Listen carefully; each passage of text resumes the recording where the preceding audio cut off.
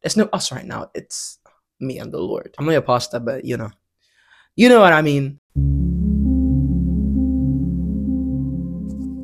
Hi everybody, welcome back to the channel. I'm just testing with this mic, but I hope you're well. How are you? How's family? How's everything? I hope everything is well. Welcome to my channel, welcome back.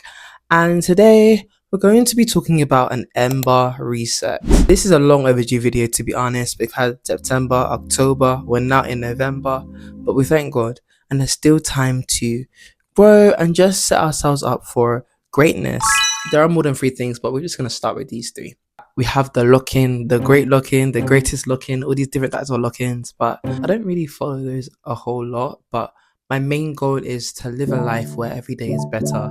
By the grace, I'm just going to share with you 3 things that I'm incorporating in this Ember Reset for myself, and what you can also do as well, what we can all do together to ensure that we're living a life pleasing to God, and also that we are making the most of the time that we have. By the way, I'm using my tablet, so if you see me looking down, that's why. As I was thinking about making this video, this verse really did resonate with me, and it's in Psalms 90 verse 12. I'm reading the New King James Version, but it says, "So teach us to number our days, that we may gain a heart of wisdom."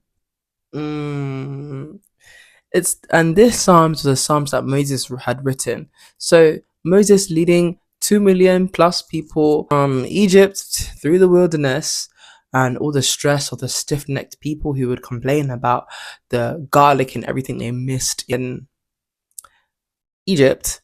He was someone that had a lot of stress and a lot of things on his plate, but he cast it on the Lord. And also he did say this prayer that, "Lord, teach me to make the most of each day. Teach me to value each day." Because this life is very short. Nobody knows tomorrow, guys. We don't know tomorrow, so we can't waste it. And it's just like data. That's how I thought about it. Like mobile data. When you have unlimited data, you leave your mobile data on 24/7. Compared to like if you only had like 2 gigabytes or 5 gigabytes, you are going to be holding onto it like no other. And that's actually my story. I made that switch after coming from Android to iPhone and now having unlimited data by the grace. I realize, wow, I can just put my data on anyhow. When we value each thing, that's when we gain a heart that pleases God. That's when we gain a heart of wisdom.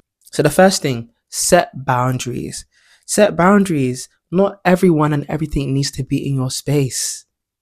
Selah, man. Think about that word. And even with social media, where we get a glimpse of every single person's life, it can be a bit much. So whenever you feel like, too much is going on, maybe think, have I been spending too much time on social media? Because when we look at our own lives, you realize, wait, things are not as bad. Even if you're in a difficult situation, there's nothing that God can't do. So hold on to faith, guys. Have a midday check-in, or a time during the day that you check in with yourself. I set an alarm any time of the day that works for you. Pick it. It could be at 5 p.m. or it can be like after work or something like that, where you check in and see, okay, what have I done today? What do I need to do? And how can I make the most of this day? Just how am I? Just so that my day feels like I've done something at least to make the most of it. The last thing is produce more than you consume. I know we hear this quite a lot, but it's actually really important. God has given you a gift. God has given you a talent. God has given you value to add to this world. Before I used to think, there's always so many people in this field, in this, but you are you. Nobody is like you, because God has created you uniquely, because there's nobody like God. Hallelujah. It's not just about, creating content, but just how you add value to your workplace, your school, your friend group. Just being you adds so much value. So continue to strive and think about, how can I contribute to this how can I contribute to this situation? How can I add to this world? How can I be a person of impact that people remember for good and not just for just being there? I'm not your pastor, but you know what I mean. Maybe you love to bake. Start baking for people, like your friends and stuff like that. Maybe you love talking to people. Just find ways to continue to encourage people or reach out to those who need it the most. And of course, don't burn yourself out. Don't say that now I'm going to be doing all these things that I'm not able to strengthen myself. Because even Jesus in the book of Luke chapter 5, it talks about how that he often withdrew to go and pray. So he went to go and get his strength. Like he went to go and spend time with the Lord and even if people were all around, he was like, it's time for me and God. There's no us right now. It's me and the Lord. So we should also do that as well. That's my 3 tips. I would love to make more of these, and I already have many other ideas planned, but I hope you guys enjoyed this.